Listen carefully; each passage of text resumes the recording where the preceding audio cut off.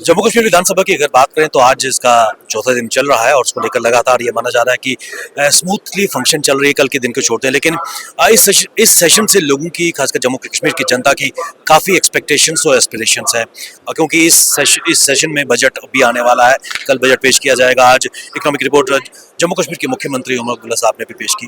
कुल मिलाकर इस सेशन के हवाले से क्या लोगों की तवक्कुआत है और सरकार किस प्रकार उनकी एक्सपेक्टेशन को एड्रेस कर पाएगी, इन सब पर बात करने के लिए हमारे साथ जुड़ चुके हैं नेशनल कॉन्फ्रेंस के वरिष्ठ नेता, पार्टी के एमएलए एजाज जान साहब। जान साहब, स्वागत है। क्या कहेंगे इस सेशन के हवाले से? देखिए, बड़ा स्मूथली ये सेशन चल रहा है और मैं कहूँगा पिछले 7 साल के बाद एक चुनी हुई सरकार जिसको भारी मैंडेट है, वो लोगों की नुमाइंदगी इस हाउस में कर रही है।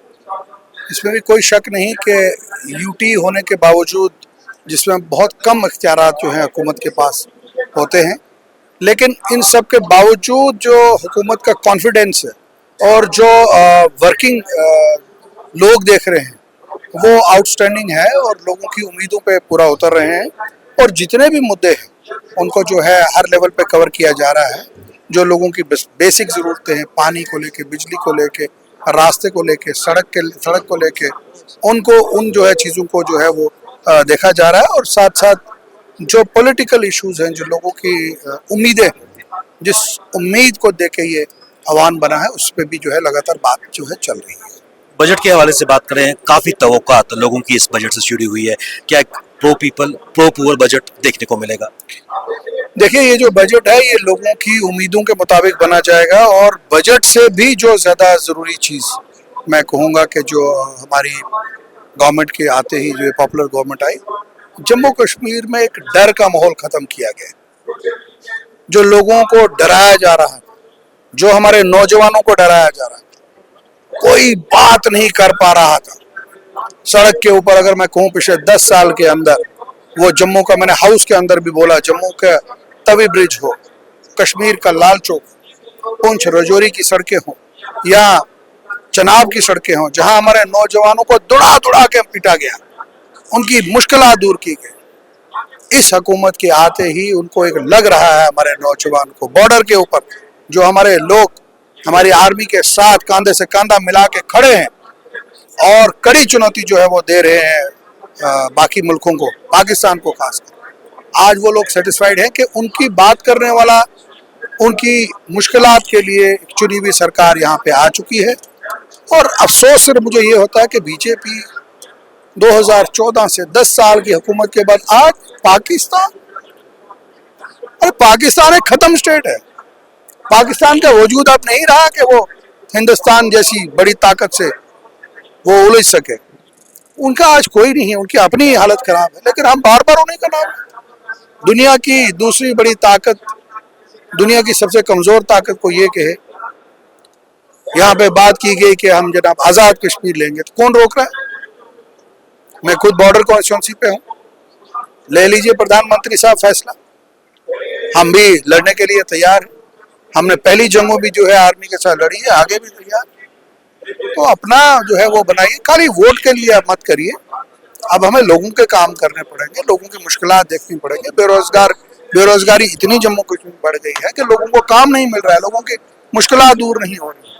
उनके लिए हमें लड़ने की जरूरत है। पानी की आप हालात देखिए क्या है। और पिछले 10 साल में मैं नहीं कहूँगा कि गवर्नमेंट ऑफ इंडिया से पैसा नहीं आया, स्कीमें नहीं आई, लेकिन उनकी इम्प्लीमेंट जो उनको करना था वो कहीं भी ग्राउंड पे इम्प्लीमेंट नहीं किया गया है। और टोटल जो है वो तबाही हुई है। आप छोटी सी मिसाल मैंने कल भी दी कि आप असेंबली में आप देख लीजिए, जो माइक सिस्टम लगा है, इसका टेंडर किया गया इलेक्शन से पहले।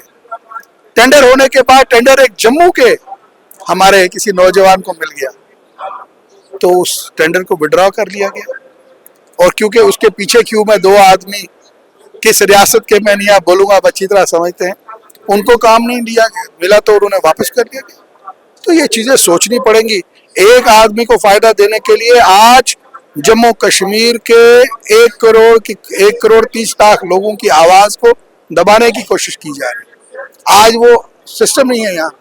ये असेंबली कॉम्प्लेक्स जिसका फाउंडेशन स्टोन रखा गया था, कौन सी जमहूरियत की बात यहाँ हो रही है? 10 साल के अंदर एक असेंबली कॉम्प्लेक्स नहीं बन सका। कौन सी डेवलपमेंट है बताइए मुझे? हाँ, डेवलपमेंट ये हुई कि जो हमारा रोड बड़ी ब्राह्मणा से लेके सांबा तक बना, करोड़ों रुपया वहां पे खर्च हुआ, उसको वापस तोड़ा गया, नया बन रहा है। भाई अगर नया पहला क्यों बना, उसके लिए क्यों नहीं इंक्वायरी हुई अगर गलत बना है? वो जो लाखों हजारों करोड़ों रुपया जो जाया हुआ, ये किसी की पर्सनल प्रॉपर्टी नहीं है, हिंदुस्तान के लोगों का टैक्स दिया, हमारा टैक्स दिया हुआ है। मैं खुद एक टैक्स पेयर हूं, हमारे टैक्स का पैसा क्यों वो जाया किया?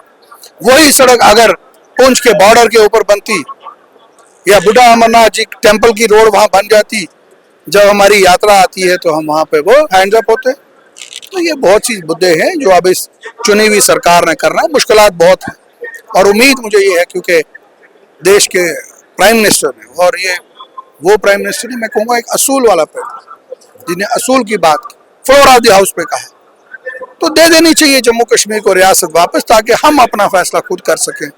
हम यहाँ से जो फैसला लेते हैं उस पर बहुत मुश्किलात, बहुत परेशानी है। तो ये वो मुद्दे हैं जो जिनको हमने एड्रेस करना है और डर का माहौल जो है वो खत्म करना है। जम्मू प्रोविंस के अंदर खासकर मैं आपको यहाँ पे कहना चाहूंगा, जो मुस्लिम कम्युनिटी के लोग उनको डरा के पॉलिटिक्स में रखा गया, उनको डराया जा रहा है।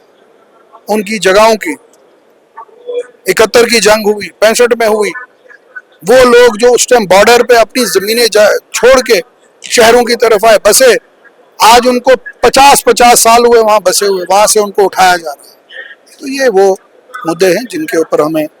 जान साहब, एक चीज मैं आपसे जानना चाहूंगा, मुद्दों का आपने जिक्र किया। कल भारतीय जनता पार्टी के कई विधायकों ने, खासकर कटरा की अगर बात करें, डोडा की अगर बात करें, जल शक्ति जल जीवन मिशन की बात की और उन्होंने कहा कि इट्स ए स्कैम। लेकिन वही बात आती है 5 अगस्त 2019 के बाद एक लंबा वक्फा था, यूटी एडमिनिस्ट्रेशन यहाँ पर थी, 3-4 महीने में स्कैम तो हो नहीं सकते।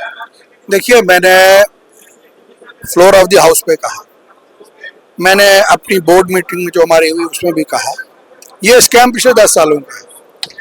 मैं बार बार कहता हूँ, आज हाउस पे मैंने कहा, मैंने कहा रिकॉर्ड में लाया जाए, क्योंकि 2 साल के बाद ये स्कैम हमारे पे डाला जाएगा। ये स्कैम हमारे से पहले मेरी कॉन्स्टिट्यूंसी में आप आइए, मैंने वहाँ चैलेंज किया अपने ऑफिसरों को, उन्होंने कहा आपकी इतनी स्कीमें कंप्लीट हैं।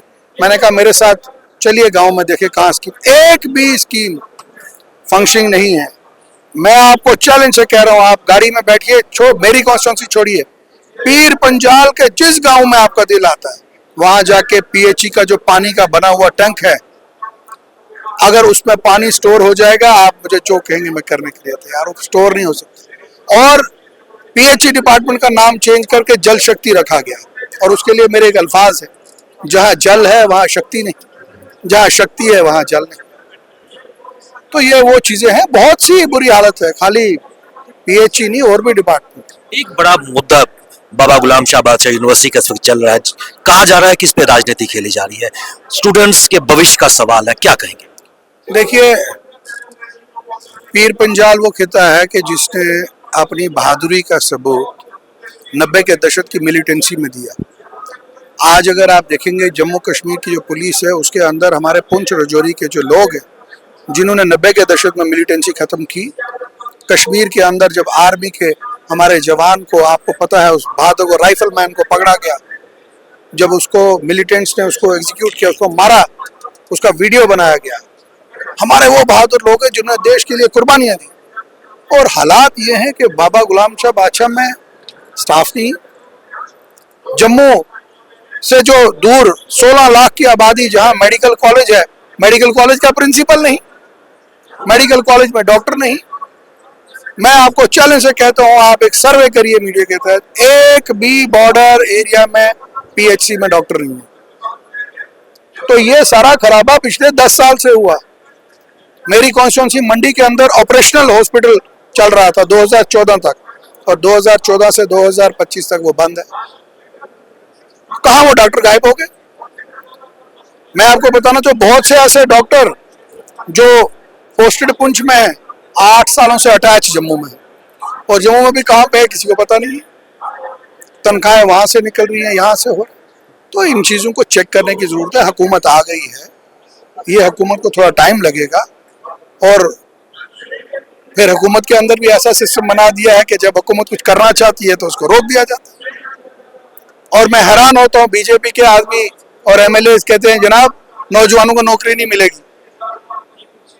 और कुछ मैं कहना चाहूंगा, मैं किसी को कोड नहीं करूंगा, तो वो डोगरी में कह रहा दिखाए किया लानगे नौकरियां।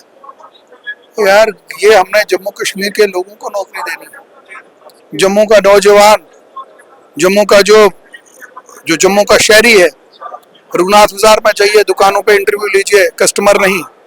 अप्सरा थिएटर में जाइए, वहां पे अप्सरा थिएटर के बाहर जो अप्सरा मार्केट बनी है जी, स्मार्ट सिटी गोल मार्केट के साथ, वो सारी मार्केट खत्म कर दी गई है। जहां पे 45 डिग्री टेम्परेचर होता है, वहां कोई अपनी गाड़ी 2 किलोमीटर पार करके पैदल जाएगा दुकान पे? किसको फायदा दिया जा रहा है?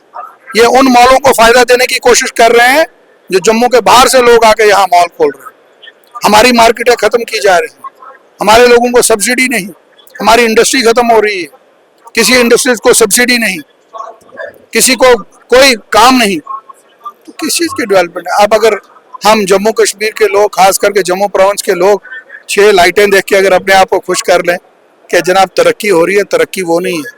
अमीर अमीर हो रहा है और गरीब हो रहा है। बिल्कुल, चलते चलते क्या इस सेशन के माध्यम से, और क्योंकि एक मैसिव मैंडेट नेशनल कॉन्फ्रेंस को मिला है, चीजें सेट करने का प्रयास करेंगे जो कहीं ना कहीं पटरी से हटी हुई थी? इंशाल्लाह मैं नहीं कहूँगा 100%। 10 साल के बाद ऑनरेबल चीफ मिनिस्टर साहब ने एक प्लानिंग का रिव्यू किया है और ग्रास रूट लेवल से डिटेल्स मंगवाई गई। माइक्रो लेवल पे जाके मैं कॉम्प्लीमेंट देता हूँ उमर अब्दुल्ला साहब कि माइक्रो लेवल पे नीचे गए, वो ग्राउंड लेवल पे वहां जाके देखा कहाँ नलके की जरूरत है, कहाँ पे रास्ते की जरूरत है, कहाँ पे सड़क की जरूरत है, कहाँ लाइट की जरूरत है। और ये जो इस बार का बन के बजट आया है, आप मैं अभी नहीं कहूँगा, 6-7 महीने के बाद आप देखेंगे जबरदस्त जो होगी तब्दीली होगी और लोगों को जो है फायदा यहाँ का मिलेगा। और आप देखेंगे ये ऐतिहासिक तब्दीली जो होगी जम्मू कश्मीर में होगी, इसमें कोई शक नहीं। यूटी में इतने इख्तियारात नहीं है, लेकिन मैं आपको यकीन दिलाता हूँ कि आज हमारे चीफ मिनिस्टर 18 घंटे काम कर रहे हैं और मुझे पूरी उम्मीद है इनकी नेक नीति और इनकी जो परफॉर्मेंस है उसको देखते हुए गवर्नमेंट ऑफ इंडिया इनको पूरा सपोर्ट करेगी और जम्मू कश्मीर दोबारा से खुशहाल रियासत जो है बने। बहुत शुक्रिया हमसे बात करने के लिए। नेशनल कॉन्फ्रेंस के वरिष्ठ नेता एजाज जान ने कहा कि जो बजट है एक बड़ी तब्दीली जम्मू कश्मीर में लेकर आएगा और जो जनता के मुद्दे हैं उनको बेहतर ढंग से उजागर किया जाएगा।